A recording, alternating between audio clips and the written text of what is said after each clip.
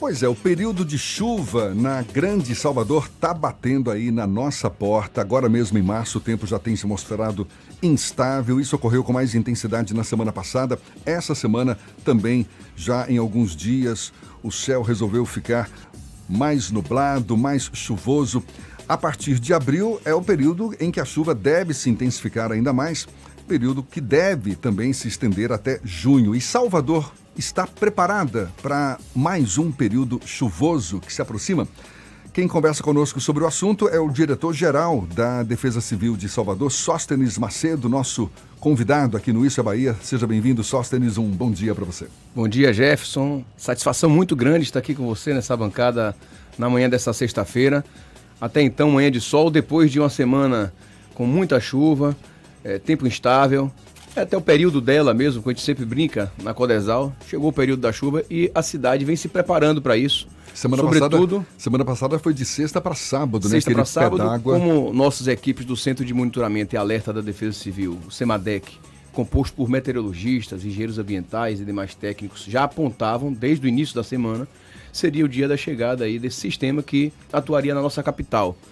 Esse período é período, efetivamente, das chuvas. Começa exatamente a partir de março, como você abril, bem disse na introdução do programa, se intensifica realmente em abril. E vai até junho. A natureza, vai até junho, mas a natureza vem mostrando aí de que as mudanças climáticas estão dando seus resultados em todo o país, na verdade em todo o mundo. As pessoas brincam muito com as necessidades de manter uma educação ambiental e, em não fazendo, você observa o aumento da temperatura, inclusive o aumento do nível do mar, como a gente observa na região da Gamboa, na região da Penha, na Pituba. Essa semana, novamente, mais um trecho do calçadão cedeu por conta justamente das fortes marés que ali batiam as águas de março, né, fechando o verão.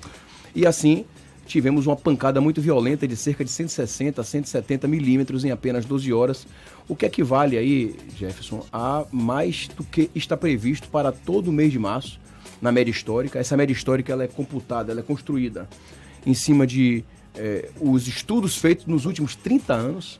Então você observa que tem uma média dos últimos 30 anos e a gente superou em algumas localidades de Salvador, em apenas um dia, em apenas 24 horas, essa média de 156,8 milímetros com pancadas violentas na nossa capital. Pois é, Salvador periodicamente vivencia, não é? Essas chuvas todas que ocorrem nesse período e não raro sofre com as chuvas. Eu acho que a grande questão, Sóstenes, é o que existe de efetivo já planejado em Salvador para minimizar os efeitos das chuvas que são esperadas para a partir de agora em Salvador, especialmente para as regiões, as áreas de risco aqui na capital. Então, o prefeito Assemineto, desde 2013, quando assumiu a Prefeitura de Salvador, ele vem implementando uma série de transformações na nossa Defesa Civil. Mais especificamente, em 2016, foi realizada toda uma renovação, uma reestruturação, de tal modo que contamos hoje, Jefferson, Fernando, Tardio, com a Defesa Civil mais bem equipada de todas as capitais do Brasil. Não é um exagero assim citar. Hoje nós contamos com 52 pluviômetros, contamos com 2 estações hidrológicas, 2 estações meteorológicas, um sistema de alerta e alarme fantástico que já atua em 11 áreas da nossa capital, o que possibilitou naquela chuva de 2019, do dia 26 de novembro, a chuva mais intensa da história de Salvador em menor espaço de tempo que nós tivemos. Vocês observam que tivemos rupturas de taludes em algumas localidades, o dique do Tororó ficou parado, a rua Engenheiro Austricliano, conhecida como Ladeira do Cacau, também ficou isolada naquele momento.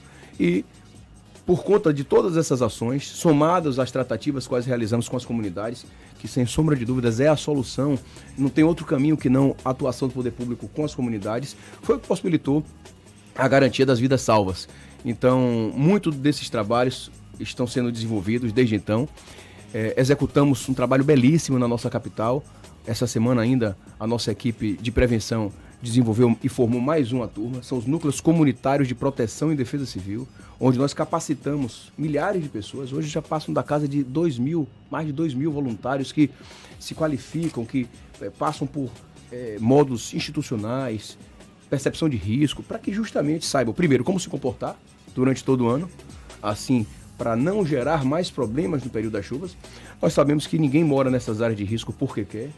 Muitas vezes é a única condição, foi o último exercício de cidadania, de buscar um caminho para estar com sua família. E ainda são muitas as áreas de risco que não foram protegidas, não? Exatamente. Com encostas. Vamos chegar nesse ponto quando a gente conseguir, em definitivo, mostrar de que não é o caminho, que deve se buscar outro tipo de expediente, outro formato, mas aí a gente entra naquela dialética da vida real com a vida ideal. Às vezes a mãe mora ali, então é interessante ficar ali perto, porque o filho pode ficar com a pessoa enquanto vai ao trabalho.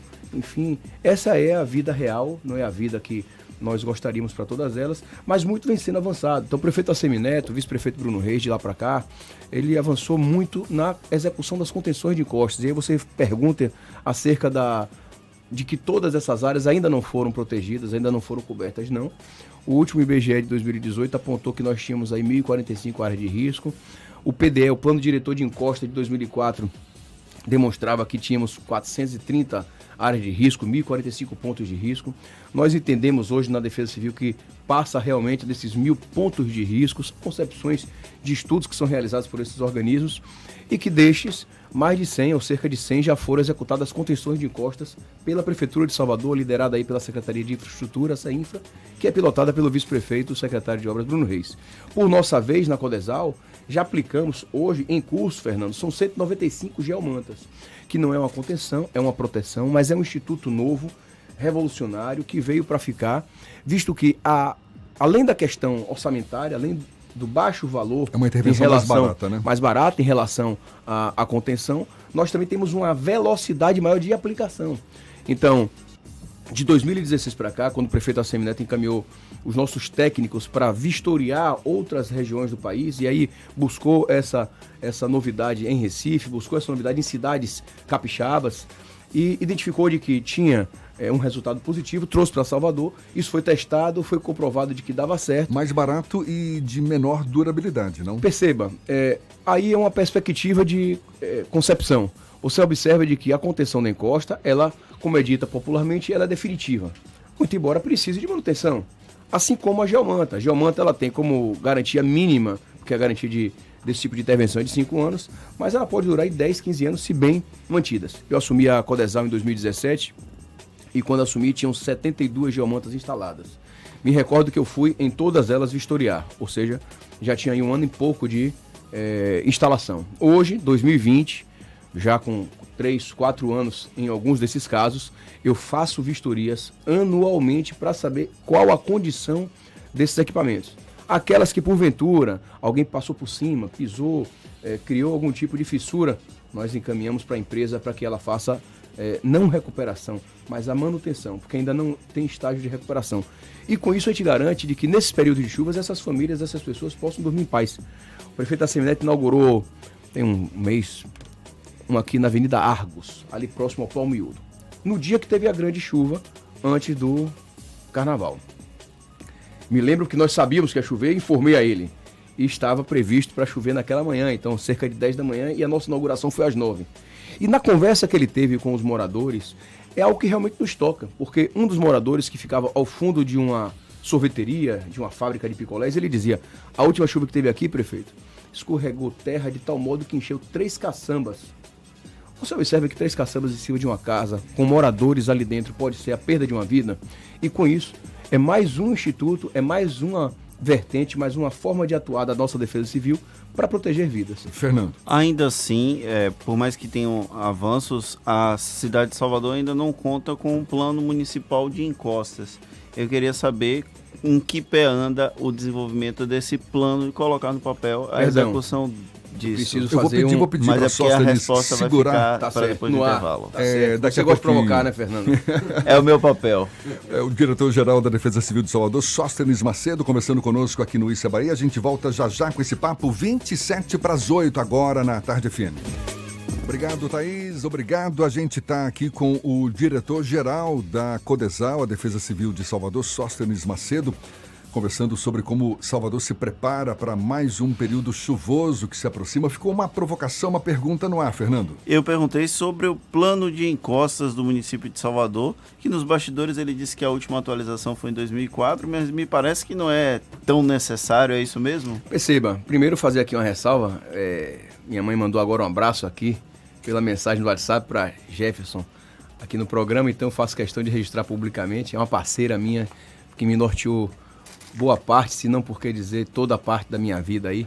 Como é que chama sua mãe? Simone Nadier. Dona Simone, um beijo. Muito obrigado pela companhia, pela audiência. Falando beijo. Aqui dessa voz maravilhosa, o Jefferson, obrigado. que já foi meu professor, inclusive quando eu fiz o curso de radialismo, tive essa oportunidade de beber da fonte e aqui hoje na bancada nesse programa. Então realmente é um motivo de maior felicidade ainda. Muito Mas obrigado. voltando à provocação do Fernando que sempre gosta de provocar aqui nos teclados ou com a caneta, realmente, Fernando, nós temos o Plano Diretor de Encostas de 2004, que foi um instrumento utilizado por muito tempo como o norteador das ações da Defesa Civil, inclusive na busca de recursos para se executar contenções de encostas.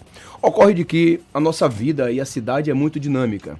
De lá para cá, nós temos outros institutos utilizados. Nós utilizamos muito a nossa base de dados do SGDC, o Sistema de Gestão da Defesa Civil, que é um sistema que funciona muito bem dentro da estrutura da nossa Codesal.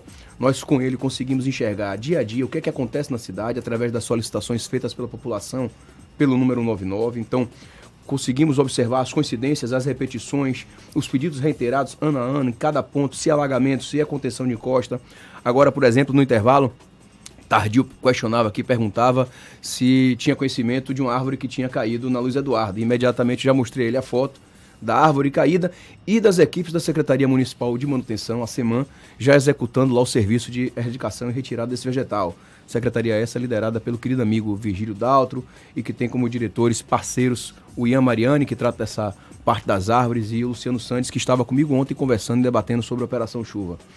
E aí, voltando para a Operação Chuva, a gente trata disso com muita tranquilidade, com a serenidade que o caso requer, muito embora tenhamos muita atenção, porque é realmente o período mais denso dos trabalhos da Codesal. A Codesal trabalha o ano inteiro, Jefferson. A Codesal, ela faz, como eu estava te explicando no primeiro bloco, a confecção, na constituição dos nossos núcleos comunitários de proteção e defesa civil, que, volto a dizer, talvez seja a ferramenta de maior sucesso dentro da relação dentro com as comunidades, porque as pessoas passam a ter a percepção de risco, passam a enxergar qual é o real problema quando elas colocam lixo nas encostas, quando elas colocam os entulhos nas encostas, ou quando fazem plantio de vegetações inadequadas, como bananeira, que no dia a dia da vida das pessoas é algo super simples, mas não é simples quando plantadas na crista de uma encosta e no período de chuvas, com suas raízes absorvendo aquela grande quantidade de água, elas começam a tomar um peso maior e rompem o talude, fazendo com que ele escorregue e muitas vezes levando casas e vidas. Sóstenes, tem simulados de evacuação em áreas de risco, não é Esse isso? é mais um instituto. Qual é a periodicidade desses simulados e quais os próximos que fazemos são durante aí? todos os anos, tá? Desde que instalados o nosso sistema de alerta e alarme, realizamos um fantástico no último sábado, na região de 7 de abril, localidade conhecida como Bosque Real. Tivemos lá mais de 120 profissionais da Prefeitura de Salvador. E aí, para eu não faltar com nenhum deles, vou tentar elencar aqui os nossos parceiros cotidianos, a sempre liderado pela secretária Ana Paula Matos, que lá estava presente também conosco. Nós tínhamos lá a Prefeitura Bairro, liderada pelo amigo Luiz Galvão, que ao sair aqui do programa já vou fazer uma vistoria com ele em uma das comunidades de Salvador que teve ruptura de talude. Tivemos também a turma da Guarda Civil Municipal, com o contato cotidiano do meu amigo Maurício Lima e Alisson. Enfim, são simulados com a participação da dos população, moradores? Como é que se dá isso? Transalvador, Guarda Municipal, Saúde. Isso tudo é feito para mostrarmos. Primeiro, fazemos uma tratativa com a comunidade. Tem algum já previsto Discutimos, agora? temos vários agora previstos. Para quando? Esse sábado já temos um agora na região da Vila Picasso e da Baixa do Fiscal, conhecido ali também como Voluntários da Pátria. Esse último que tivemos, como a gente fala, é o grandão, porque quando nós temos o primeiro em uma comunidade, porque ele aconteceu depois da instalação do sistema de alerta e alarme, nós temos uma musculatura maior, porque contamos com o Corpo de Bombeiros, contamos com Coelba, com Embasa, com Polícia Militar, Guarda Civil Municipal, todo mundo, porque na hora do problema real, todos têm que saber o que fazer sem muita conversa, de forma protocolar. Então são constituídos protocolos para que no acionamento da sirene todos já saibam o que fazer, inclusive e sobretudo os moradores, que já têm as suas casas ali identificadas. E o que se faz na hora da sirene? A sirene ela é acionada, nós informamos através de um SMS antes do acionamento da sirene. A sirene, quando chega SMS no nível para de... quem? Para esses moradores dessas localidades. Todos eles estão cadastrados? Todos eles dessas localidades. Porque como é que funciona? Nós temos etapas. Primeiro nós realizamos um mapa de risco. Depois realizamos um mapa de ocupação. constituímos em conversa a quatro mãos com aquela comunidade as rotas de fuga, porque, ora, quem mora ali é quem mais sabe o que é que deve fazer para sair da sua residência. Nessa localidade do Bosque Real, em particular, nós temos 3 rotas de fugas. Elas saem daquelas localidades para se afastar do risco, vão para pontos de apoio. Se já for próximo à escola pública municipal que vai recepcioná-los para fazer ali o abrigo, já vão direto. Se for distante, como é no caso do Bosque Real, nós já temos a nossa estrutura de viaturas, de carros que recepcionam essas pessoas e levam elas de forma motorizada para a escola. Ao chegar na escola, elas passam por treinamentos, por palestras, fazem os cadastros com a Secretaria de Promoção Social para já deixar pré-cadastrado quem é quem que mora naquela localidade. Passam por vacinação feita pela Secretaria Municipal da Saúde, enfim, é toda uma tratativa feita para que na hora do acionamento da sirene, em modo real, não fiquemos mais procurando saber o que fazer. Então todos já vão saber o que fazer. Acionou a sirene, ele sabe qual é o primeiro movimento, sair de casa. Pegando documento, pegando coisas poucas, para que o risco não faça com que vidas sejam ceifadas, como foi o caso agora. São quantas sirenes que já estão instaladas Nós temos hoje em Salvador? 11, Fernando. 11 sistemas de alerta e alarme funcionando em Salvador. E há uma previsão, o prefeito Assemi Neto deve dar ordem de serviço na próxima semana, na próxima segunda-feira. E sempre que nós passamos por essa ordem de serviço com o prefeito, ele incrementa isso ano a ano, por conta do nosso planejamento estratégico da prefeitura. Além da sirene, também tem um alerta por SMS que os moradores recebem, assim? Nós tratamos com SMS de forma global, para todos que estão cadastrados, vocês da imprensa, os moradores que têm interesse em observar e saber das novidades do tempo. E nós temos o SMS focado para cada uma dessas comunidades, desses 11 sistemas de alerta e alarme. Então, quando do acionamento, por exemplo, nesse exercício qual fizemos, na sexta-feira, às 8 da manhã, eles receberam um SMS informando que a sirene seria acionada em modo de exercício, para não confundir com o modo real. Inclusive, o alarme, o alerta sonoro, é também informando de que é um simulado de evacuação, para não confundir as pessoas. É diferente, É diferente. Às 18 horas do dia anterior também o fizemos. 8h30 informamos que às 9 horas iríamos acionar. 9 horas pontualmente acionamos. E isso é feito de forma protocolar, porque quem fica no CEMADEC, ele já tem que ter essa percepção. Até porque, para explicar a vocês, para o acionamento da sirene foi feito um estudo através do IPT e da UFBA em 2016, apontando esses protocolos, visualizando e estudando o nosso solo, as características da nossa cidade.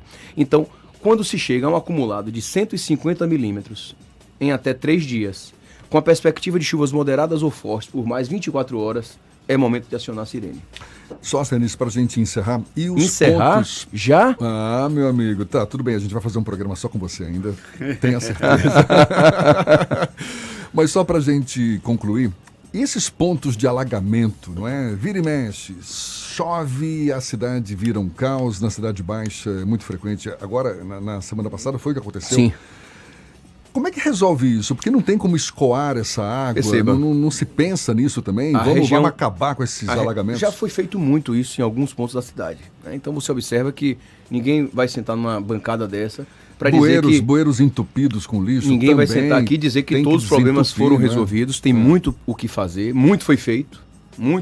Então, se você pensar na ordem de mais de 130 milhões de contenções de encostas, mais 20 milhões de geomantas, é talvez uma das prefeituras, se não a que mais investe na perspectiva da defesa civil. Mas é uma cidade que não para de crescer. É uma cidade que não para de crescer, que tem construções irregulares, imensa de lixo, enfim, isso tudo é uma realidade e tem pontos que são críticos, como é o da Cidade Baixa. Você está corretíssimo na sua fala. Então a Cidade Baixa, ela, além de tudo, Jefferson, quando o nível do mar está mais elevado, você tem um retorno. A cidade ali é toda construída numa cota muito baixa.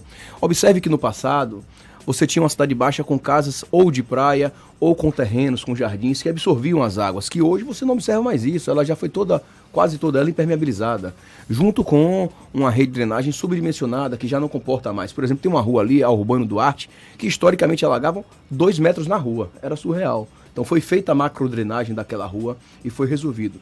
Mas de forma geral, você realmente precisa pensar num plano mais audacioso para realizar ali uma macrodrenagem mais avançada, e isso vem sendo construído passo a passo.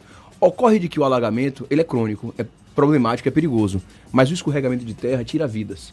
Então, talvez nessa seara o foco que nós terminamos, risco, colocamos no escorregamento de terra, para que nós não tenhamos o que não vem acontecendo em Salvador, diferente do que aconteceu agora em Minas Gerais, em São Paulo, Rio de Janeiro, no Espírito Santo. Nós não não venhamos mais a perder vidas, e é essa a nossa luta diária. Sóstenes, muito obrigado. Estou vendo que você, de fato, foi um bom aluno do curso de radialismo aí. Você se expressa muito bem. Tá vendo, Fernando? Tá com moral. Até com o Fernando, que Muito fica obrigado. apertando. Eu que agradeço a vocês, de coração. Muita honra estar aqui com você nessa manhã, Jefferson. Realmente você que é um professor dos jornalistas, né? Então é muito bom estar aqui. Fernando, que é da nova geração, mas que é um craque que aqui na escrita, no digital, faz história, já faz história, embora novo, como eu. Tardio, que fica ali sempre provocando a gente também, no dia a dia, na produção, a toda a equipe aqui, a sonoplastia, a todos que fazem parte. E dizer que a Defesa Civil está sempre de portas abertas através do número 199 para atender a população de Salvador. E sempre deixar claro o seguinte: na perspectiva do risco, não vacile, não facilite, se afaste do risco, chame a Codesal, chame a Defesa Civil, para que um profissional nosso possa fazer efetivamente a vistoria e dizer se pode continuar ali ou não. Não podendo, o município está preparado para atender socialmente a todas essas famílias. Diretor-geral da Defesa Civil da Codesal de Salvador, Sóstenes Macedo, muito obrigado mais uma vez. A gente lembra, esse bate-papo todo você pode rever no nosso canal no YouTube e também acompanhar mais uma vez pelos canais da Tarde FM no Spotify, no iTunes e no Deezer, 7h52 agora.